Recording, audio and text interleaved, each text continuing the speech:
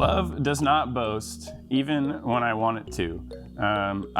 Today I'm thinking of a scripture in the Gospel of Matthew in chapter 26. And this is a story of Jesus getting arrested. And Jesus is praying in the garden, and his disciples fall asleep, even though he's asked them to keep him company. So he's talking to them, asking them, could you not just stay awake with me? And in verse 47 of Matthew chapter 26, while he was still speaking, Judas, one of the 12, arrived. With him was a large crowd armed with swords and clubs, sent from the chief priests and the elders of the people. Now the betrayer had arranged a signal with them. The one I kiss is the man. Arrest him. Going at once to Jesus, Judas said, "Greetings, Rabbi," and kissed him.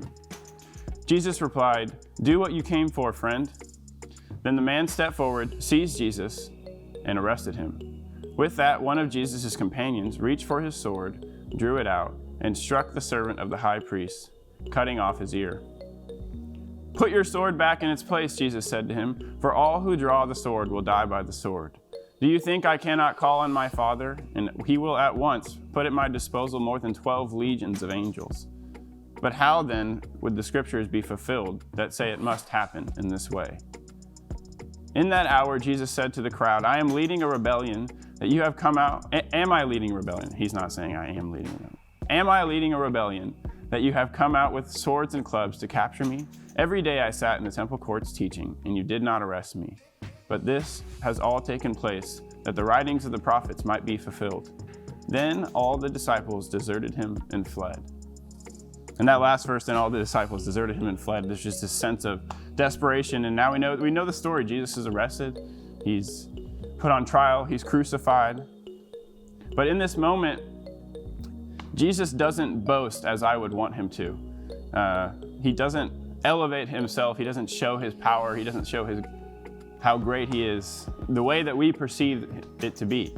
And we see that with Judas and Peter and the other disciples. They all had these expectations of Jesus, that he would come and be this powerful Messiah that would rid Israel of all its oppressors. And yet in this moment, he says, do you think I cannot call on my Father and he will put legions of angels at my disposal? And yet he submits.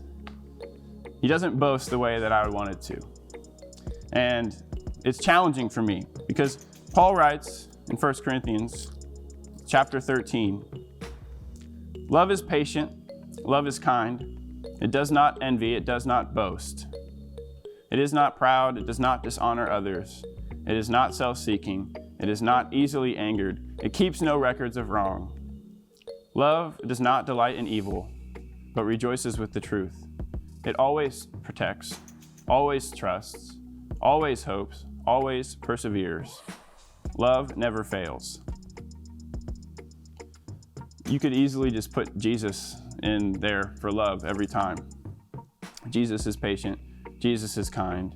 Jesus does not envy, and Jesus does not boast, even when I want him to. Love does not boast, even when I want to. Thank you.